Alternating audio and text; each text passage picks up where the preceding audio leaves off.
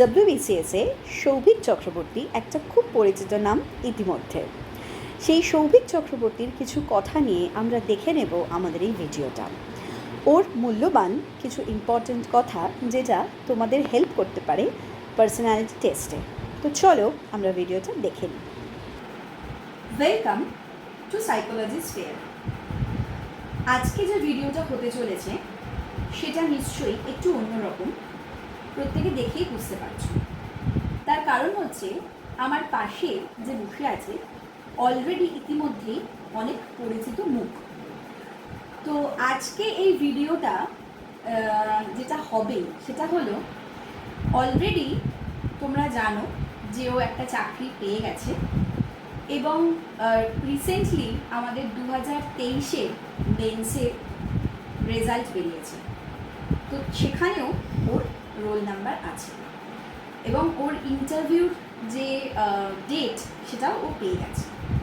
তো আমাদের আজকের ডিসকাশন হচ্ছে পার্সোনালিটি টেস্ট, কীভাবে প্রিপারেশন নেবে এবং সেটা কীভাবে ক্র্যাক করা যেতে পারে। ওকে, তো সরাসরি চলে আসছি ওর কাছেই। কংগ্রাচুলেশন আবার তোমাকে। Thank you. ওকে, আচ্ছা, তুমি তো লাস্ট তোমার যে পার্সোনালিটি টেস্টটা দিয়েছিলে সেটা কত তারিখে দিয়েছিলে? মানে কবে নাগাদ হয়েছিল? তারিখটা না বলবো, কবে নাগাদ হয়েছিল? জানুয়ারি সেকেন্ড উইক, যদি খুব ভুল না করি জানুয়ারি সেকেন্ড উইক। আর সামনে তুমি নিশ্চয়ই তোমার যে ইন্টারভিউ আছে বা পার্সোনালিটি টেস্ট আছে তার ডেট পেয়ে গেছো। তো মোটামুটি গ্যাপটা আমাদের মোটামুটি ধরে নিচ্ছি 10 মাসে, তাই তো? তো তুমি এই 10 মাসে কীভাবে মানে আগের পিটিতে কীভাবে প্রিপেয়ার করেছিলে এবং এই যে সামনে তোমার পিটি আছে সেটা কীভাবে প্রিপেয়ার করছো? মানে এই যে 10 মাসে তোমার মেন্টাল যে প্রিপারেশনটা সেটা তুমি কীভাবে নিচ্ছ সেটা যদি একটু বলো। মানে আমি যদি 2022-এর রেসপেক্টে বলি, 2022-এর পিটি যেটা আমি জানুয়ারি মাসে দিয়েছি, সেখানে সাইকোলজি বা অপশনাল সাবজেক্টের ভূমিকাটা খুব গুরুত্বপূর্ণ ছিল। কারণ আমার পিটির ক্ষেত্রে বলতে পারি যে শেষ 10 মিনিট বা লাস্ট 7-8টা প্রশ্ন যেটা অপশনাল সাবজেক্ট থেকেই ছিল, এবং বাকিদের থেকেও যা শুনেছি যে অপশনাল সাবজেক্ট থেকে বেশ ভালো সংখ্যার প্রশ্ন করা হয়েছে। তো আলাদা করে পিটির জন্য প্রিপারেশান আমি এর আগের ভিডিওতেও বলেছি যে পিটির জন্য প্রিপারেশন সেভাবে শুরু করিনি, যেটা মেন্সের জন্য ছিল সেই প্রিপারেশনটাই কন্টিনিউ করে গেছিলাম। তো যেটা আমরা সাইকোলজিতে জানি, যা যা আমরা পড়ে আসছি, প্রত্যেকটা জিনিস খুঁটিনাটি যা আছে সেটা প্রত্যেকটা ইম্পর্টেন্ট, প্রত্যেকটা টপিক, প্রত্যেকটা মানে কোনো থিওরি যদি পড়ে থাকি সেই থিওরির অ্যাপ্লিকেশন আমাদের লাইফে কীভাবে হচ্ছে, বা ওয়াই সাইকোলজি, এতগুলো মানে সবচেয়ে খুব গুরুত্বপূর্ণ প্রশ্ন এটা যে অপশনাল সাবজেক্ট যার যেটা আছে কেন সেটাকে চুজ করেছে, কেন সাইকোলজি চুজ করেছি, কেন মানে সাইকোলজি কীভাবে আমাকে হেল্প করেছে, অন্য কিছু কেন চুজ করিনি, এই আইডিয়াগুলো ক্যান্ডিডেটের থাকা উচিত বা খুব গুরুত্বপূর্ণ। এই ক্লিয়ারেন্সটা তার মাইন্ডে থাকার যে আমি কেন সাইকোলজি নিয়েছি, কারণ এই প্রশ্নটা আসে। মানে তুমি কেন একটা অপশনাল সাবজেক্ট তুমি চুজ করেছো, যেটা তুমি 400 নম্বরের পরীক্ষা দিচ্ছ, তো সেটা তুমি কেন চুজ করলে সেটার ধারণাটা যেন তোমার থাকে। আমরা অনেকে অনেক সময় বলে থাকি এবং আমি ওই ধরনের উত্তরগুলো পেয়ে থাকি যে সিলেবাসটা ছোট বা ইত্যাদি এই জিনিসগুলো। তো এইরকমভাবে কোনো আনসার দিলে বোধহয় আমার মনে হয় না হবে বলে, তাই তো? সেটাই তোমার মনে হচ্ছে তো? মানে শুধুমাত্র স্কোরিং বা সিলেবাস ছোটোর জন্য যে একটা অপশনাল আমরা চুজ করে নিই সেটা হয়তো ঠিক নয়, কেউ বলতেই পারে, কিন্তু আমার মনে হয় যে সেরকম না বলাই উচিত। কারণ সাইকোলজি এমন একটা সাবজেক্ট যেটা ইন্ডিভিজুয়ালি প্রত্যেকটা মানুষের উপর তার ইম্প্যাক্ট আছে, আমাদের নিজেদের বুঝতে আরও সাহায্য করে। তো সেই ফ্যাক্টরটা মাথায় রেখেই আমি আমার ক্ষেত্রে সাইকোলজি অপশনাল চুজ করেছিলাম, যে নিজের সম্পর্ক আরও বেশি বুঝতে পারবো। আর কারণ সেটা আলটিমেটলি আমায় লিখতে হয়েছে বা পিটির ক্ষেত্রে বলতে হয়েছে, মনে রাখাটা খুব সহজ ছিল। আর আরেকটা যেটা প্রশ্ন সেটা হলো যে এই অনেকে অনেক ধরনের অপশনাল নেয়, তো কিন্তু পিটির যে প্রিপারেশনটা সেটা আমাদের মোটামুটি একইভাবে চলে বা একইভাবে নিতে হয়। তো সেক্ষেত্রে তোমার কি মনে হয় যে সাইকোলজি অপশনাল তোমাকে এক্সট্রা কোনো অ্যাডভান্টেজ দিয়েছে, বা সাইকোলজি অপশনাল যারা নেবে বা যারা নেবে এখনো কি নেবে সে ডিসাইড করতে পারছে না, সেটা কি তাদের ভাববার ক্ষেত্রে বা তাদের ডিসিশনের কি একটা সুবিধা বা অসুবিধা এরকম কি মনে হয় যে পিটিতে সাইকোলজি অপশনাল হেল্পফুল নাকি না, সেটা কি মনে হচ্ছে? আমার ক্ষেত্রে সাইকোলজি অপশনাল খুবই হেল্পফুল ছিল। মানে একটা কথা, মানে একটু আগেই বললাম যে নিজেকে বুঝতে খুব সাহায্য করে। মানে আমরা অ্যাংজাইটি করি, আমরা স্ট্রেস, অ্যাংজাইটি এই বা মুড, এই জিনিসগুলো সিলেবাসের মধ্যেই ইনক্লুডেড থাকে, যেটা আমরা লিখেও আসি। এবং এই কয়েকটা টার্ম মানে অ্যাংজাইটি বা স্ট্রেস, এই জিনিসগুলো কিন্তু ইন্টারভিউর ক্ষেত্রে বা পার্সোনালিটি টেস্টের ক্ষেত্রে খুব গুরুত্বপূর্ণ। তা আমি যদি জানি, মানে আমি থিওরিটিক্যালি পড়ে রেখেছি যে আমার অ্যাংজাইটির কারণ কী কী করা উচিত আমাদের সেটাকে থেকে দূরে থাকার জন্য, তো সেই জিনিসগুলো কিন্তু ইন্টারভিউ যে এক্সপিরিয়েন্স বা পার্সোনালিটি টেস্টের যে এক্সপিরিয়েন্স বা ওই এনভায়রনমেন্টটাকে ট্যাকেল করতে অনেক সাহায্য করে। আর কিছু কিছু জিনিস যেমন আমাদের হয় অনেক সময় আমরা সাইকোলজিতে বলে থাকি যে it's a mental status examination, মানে এমএসসি এটা আমরা বলি। মানে ধরো আই কন্ট্যাক্ট করেছে কিনা, বা ধরো যে তোমার প্রশ্ন করছে তার দিকেই শুধু তুমি তাকাচ্ছ নাকি বোর্ডে যারা আছে তুমি তাদের দিকে তাকাচ্ছ। তো এই বিষয়ে যদি জাস্ট একটা দুটো লাইনে তুমি যদি একটু বলে দাও যে মানে ধরো তুমি একটা রুমে তুমি ঢুকছো, তো সেটা থেকে তুমি নিজেকে কীভাবে প্রিপেয়ার করেছো সেটা যদি একটু বলো। মানে প্রশ্ন ছোট কথায় প্রশ্ন যে করছে ডেফিনেটলি তার সাথে আই কন্ট্যাক্ট থাকবে, কিন্তু একটা জিনিস খেয়াল রাখতে হবে, শুধুমাত্র তার সাথেই যেন আই কন্ট্যাক্ট না। মানে আমার একটা 15 বা 20 সেকেন্ডের উত্তরে আমি 12-13 সেকেন্ড যে আমি প্রশ্ন করেছে, যিনি আমাকে প্রশ্ন করেছে তার সাথে আই কন্ট্যাক্ট রেখেছি, কিন্তু চেষ্টা করা উচিত যে একটা গ্লান্স সবার দিকে একবার, যাতে একবার হলেও আই কন্ট্যাক্ট সবার সাথে হয়। এই জিনিসটা আমাদের মাথায় রাখা উচিত। আচ্ছা, তোমার কি মনে হয় যে এই যে আমাদের সাইকোলজি 10টা 20টা টপিক আছে, তো ইন্টারভিউর ক্ষেত্রে আমরা কোনগুলোকে একটু ইম্পর্টেন্স দিতে পারি?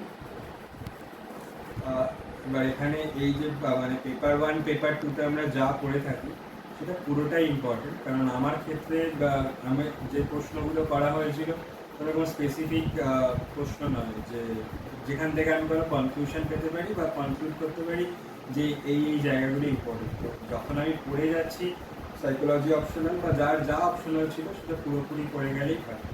তবে একটাই বলতে পারি, মোটিভেশন চ্যাপ্টারটা থেকে প্রশ্ন আসতে পারে বা জিজ্ঞেস করতে পারে, বা এরকম প্রশ্ন করা যেতে পারে যে তোমার কোন চ্যাপ্টার মনে হয় বা কোন টপিকটা মনে হয় পুরো সাইকোলজি অপশনের ক্ষেত্রে গুরুত্বপূর্ণ। তো সেই ক্ষেত্রে মোটিভেশন চ্যাপ্টারটা বলা, বা কারণ মোটিভেশনটাকে আমরা অনেকভাবে এক্সপ্লেন করতে পারি, মোটিভেশন সাইকেল দিয়ে কিছু বোঝাতে পারি। তো সেই জিনিস আমার ক্ষেত্রে মনে হয় মোটিভেশন চ্যাপ্টারটা ভালো করে পড়ে যাওয়া উচিত। যদি কোনো স্পেসিফিক একটা চ্যাপ্টারের কথা বলে থাকি তাহলে আমার মনে হয় মোটিভেশনটা পড়া উচিত।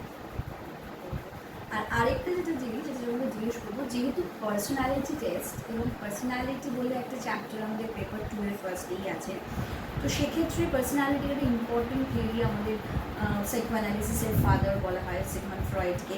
তো সেক্ষেত্রে ওনার ওই কনসিয়াস, আনকনসিয়াস, সাবকনসিয়াস এই জায়গাটা কি কোনোভাবে ইম্পর্টেন্ট বলে তোমার মনে হয়, বা সেটা কি কোনোভাবে হেল্প করতে পারে আমাদের রাইটিংয়ের ক্ষেত্রেও বা ইন্টারভিউতেও সেটা হতে পারে? কারণ যেহেতু ইটস মনোবিজ্ঞান, তো মনের যে 3টে স্তর আছে, তো সেটা নিয়েও কি কোনো প্রশ্ন হতে পারে, বা যে মানে কি মনে হয়? হ্যাঁ, মানে শুধু সাইকোসেক্সুয়াল থিওরি বা সাইকোসোশ্যাল থিওরি যেগুলো রয়েছে সেগুলো প্রত্যেকটাই ইম্পর্টেন্ট। বা এরিকসনের যে স্টেজেস অফ ডেভেলপমেন্ট আছে, সে 8টা যে স্টেজ আছে, এরকম প্রশ্নও আসতে পারে যে 8টা স্টেজ পরপর কী কী আছে। বা এই যে কনশাস, সাবকনশাস, আনকনশাস বা ইগো, সুপার ইগো, এই কনসেপ্টগুলো আমরা যে গ্লেশিয়ারের মতো ডায়াগ্রাম দিয়ে ঠিক করেছি, সেগুলো ইম্পর্টেন্ট, সেগুলো থেকেও প্রশ্ন হয়। আমি বেশ কিছু মকে সেখান থেকে প্রশ্ন পেয়েছি, বা এরিকসনের স্টেজ থেকেও প্রশ্ন পেয়েছি। কিছু কিছু স্পেসিফিক ডেফিনেশন যেগুলো কোনো সাইকোলজিস্টের দেওয়া, সেগুলো ইম্পর্টেন্ট। মোটিভেশনের কথা তো বলেইছি, বা অ্যালডারফার বা হার্সবার্গের যে থিওরি আছে আমরা পেপার 2তে যেটা পড়ি সেটাও ইম্পর্টেন্ট, কারণ ওটাও মোটিভেশনের মধ্যে পড়ছে। মেমোরির যে আমরা যে ডায়াগ্রাম রিলেটেড যে পড়াশোনাটা করেছি, ডায়াগ্রাম লিখে যে করেছি, সেইটুকু মাথায় রেখে সেখান থেকে শর্ট টার্ম মেমোরি কি, মেমোরি এনকোডিং কি, লং টার্ম মেমোরি বা তার যে ভাগ আছে সেগুলো প্রশ্ন বা বিভিন্ন মকে দিয়েছি। তো আমার মনে হয় সেগুলো গুরুত্বপূর্ণ। আচ্ছা, এতক্ষণ অবধি আমরা যেটা ডিসকাস করলাম সেটা হচ্ছে যে আশা করি বুঝতে পেরেছো যে আমাদের অপশনাল সেইভাবেই চুজ করা উচিত যেটা আমার ইন ফিউচার পার্সোনালিটি টেস্টে হেল্প হতে পারে, এবং সেটা আমি কেন চুজ করছি সেই বিষয় সম্পর্কে আমার যেন একটা পরিষ্কার ধারণা থাকে, এবং সেটা সিলেবাস আমার যেন মোটামুটি মুখস্থ থাকে। এই একটা বিষয় আমরা জানতে পারলাম, এবং সাইকোলজির ক্ষেত্রে যেহেতু সাইকোলজি অপশনাল ছিল ওকে অনেকটা হেল্প করেছে পার্সোনালিটি টেস্টে। কারণ অবভিয়াসলি পার্সোনালিটি টেস্ট শব্দটা যখন বলা হচ্ছে পার্সোনালিটি আমাদের সোশ্যাল সায়েন্সে সাইকোলজির সাথেই কিন্তু রিলেটেড। তো সেক্ষেত্রে সাইকোলজি অপশনাল যারা নিচ্ছে বা যারা নেবে বলে ভাবছে তাদের কিন্তু এটা একটা বিশাল অ্যাডভান্টেজের জায়গা, যে অনেকটা হয়তো ধাপ এগিয়ে যাচ্ছে বা 10 পা হয়তো এগিয়ে যাচ্ছ, যে পার্সোনালিটি টেস্টটা আমি কিছুটা এগিয়ে গেলাম। তার কারণ হচ্ছে যে ওইখানে তোমাকে এই রিলেটেড প্রশ্ন করবেই, ঠিক আছে, মনোবিজ্ঞান রিলেটেড প্রশ্ন বা ব্যক্তিত্ব সম্পর্কে নিজেকে জানা, তুমি নিজেকে কতটা চেনো সেই জিনিসটাকেও কিন্তু ওরা সেভাবে দেখে। তো এতক্ষণ অবধি আমরা যে আলোচনাটা করলাম সেটা হচ্ছে ইন জেনারেল সবাই যারা এখন অবধি কি অপশনাল নেবে বলে ভাবছো তাদের জন্য, বা যারা অলরেডি প্রিপারেশনে আছো তাদের জন্য। তো এবার আমি জাস্ট একটু ছোট্ট করে জিজ্ঞেস করবো তোমাকে, যে সামনে যারা তোমারই মতো পার্সোনালিটি টেস্ট দিতে যাচ্ছে, যেটা শুরু হচ্ছে আমাদের সম্ভবত নভেম্বরের 30 থেকে, তো এটা চলবে আমাদের ডিসেম্বরের 12 অবধি। তো এটা এই যে দিন 15 হোক বা দিন 12, তো এইটাতে যারা যাচ্ছে দিতে, তারা নিজেদেরকে কীভাবে প্রিপেয়ার করবে সেটা যদি একটু দু কথায় বলবে। আমাদের পার্সোনালিটি টেস্ট অক্টোবরের 30 থেকে শুরু হচ্ছে, নভেম্বরের নয়। তো এই যে এক দেড় মাস যে সময় পাওয়া যাচ্ছে, এবার যার যত দেরিতে পিটিয়ে আছে, একটা সুবিধা তারা একটা আইডিয়া পায় অনেকের থেকে যে কেমন প্রশ্ন করা হচ্ছে বা বিভিন্ন ইউটিউব চ্যানেল থেকেও তারা এগুলো জানতে পারে। অনেকেই থাকে যারা বাইরে দাঁড়িয়ে এগুলো জিজ্ঞেস করে। তো পার্সোনালিটি টেস্টের ক্ষেত্রে সবার আগে যেটা দরকার হচ্ছে পারসেপশনটা যেন ক্লিয়ার থাকে। আমি কে, আমি কি চাই, আমি কতটা, মানে আমার স্ট্রেংথ কি, আমার উইকনেস কি, এটা খুব ইম্পর্টেন্ট। কারণ অনেস্ট থাকাটা খুব ইম্পর্টেন্ট। সেখানে যেন কোনো কিছু জানি না আর গেস করে বলে দিলাম, সেটার থেকে অনেক ভালো হয় যদি আমরা বলে দিই যে আমার জানা নেই বা আমাকে দেখতে হবে বা পড়তে হবে, এরকম। এছাড়া যে যেখান থেকে বিলং করুক না কেন তার গ্র্যাজুয়েশন সাবজেক্ট খুব ইম্পর্টেন্ট। আর কেন WBCS হতে চাই বা আমাদের যে পোস্ট প্রেফারেন্সগুলো আমরা দিয়ে থাকি সেগুলো কেন দিয়েছি, বা কেন আমার ফার্স্টে কারোর হয়তো রেভিনিউ সার্ভিস ফার্স্ট প্রেফারেন্স, কারোর হয়তো গ্রুপ বিটা ফার্স্ট প্রেফারেন্স, কারোর এক্সিকিউটিভ ফার্স্ট প্রেফারেন্স হতে পারে। তো সেটা সম্পর্কেও যেন ক্লিয়ার আইডিয়া থাকে, এবং সার্ভিসগুলো সম্পর্কে যেন কিছু অ্যাটলিস্ট জানি। যে একটা আমি যদি WBCS এক্সিকিউটিভের কথা বলি, ভিডিওর কী কাজ, কী কী ডিউটি, সে এক্সিকিউটিভ পাওয়ার কী কী আছে, বা রেভিনিউ সার্ভিসের কথা যদি বলি তো রেভিনিউ সার্ভিসের যে ডিরেক্টরেট আছে সেখানে কী ভাগ রয়েছে, অথবা পুলিশ সার্ভিসের জন্য একই কথা প্রযোজ্য। তো এইগুলো একটু ইউটিউব ঘাটলে আমরা সবাই জেনে যাই। সার্ভিস সম্পর্কে একটা পরিচিতি আমাদের থাকা দরকার। ইন্টারভিউর আগে সবসময় যে প্রশ্ন করে তা না, কিন্তু প্রশ্ন করতেই পারে। আর একটা খুব গুরুত্বপূর্ণ জিনিস হলো যেই ডিস্ট্রিক্ট থেকে সে আসছে সেই ডিস্ট্রিক্ট সেন্ট্রিক পড়াশোনা তার করা উচিত। সেই ডিস্ট্রিক্টের জিওগ্রাফি হোক বা সেই ডিস্ট্রিক্টের হিস্ট্রি কী আছে, কী কী ঘুরতে যাওয়ার জায়গা আছে, এই জিনিসগুলো জানা খুব গুরুত্বপূর্ণ একটা পার্সোনালিটি টেস্টের জন্য। আচ্ছা, যাই হোক, আমার একটু ভুল হয়ে গেছে। 30শে অক্টোবর থেকে 12 ডিসেম্বর পর্যন্ত পার্সোনালিটি টেস্টের এই সিরিজটা চলবে। আচ্ছা, তাহলে মোটামুটি আমরা শুনে নিলাম যে কিভাবে আমরা নিজেদেরকে সামনে আসন্ন যে পার্সোনালিটি টেস্ট রয়েছে সেদিক থেকে আমরা নিজেকে প্রিপেয়ার করতে পারি, এবং কিভাবে প্রিপেয়ার করবো যে যে জিনিসগুলো বলবো সেই জিনিসগুলো তোমরা একটু দেখো, এবং বাকি তো আমাদের গাইড অন্যান্য আছেই যারা হেল্প করতে পারবে বা কিছু। ওকে, তাহলে ভিডিওর যে মূল বিষয়টা আমার এখানে ছিল সেটা হচ্ছে সাইকোলজি কীভাবে আমাদের পার্সোনালিটি টেস্টে হেল্প করবে, এবং আমরা সাইকোলজিকে যদি অপশনাল হিসেবে চুজ করি তাহলে কি কি সুবিধে হতে পারে এবং কি কি টপিকগুলো ইম্পর্টেন্ট এই নিয়ে ওরই কিন্তু বলা ভিডিও আমাদের এই চ্যানেলে অলরেডি আছে।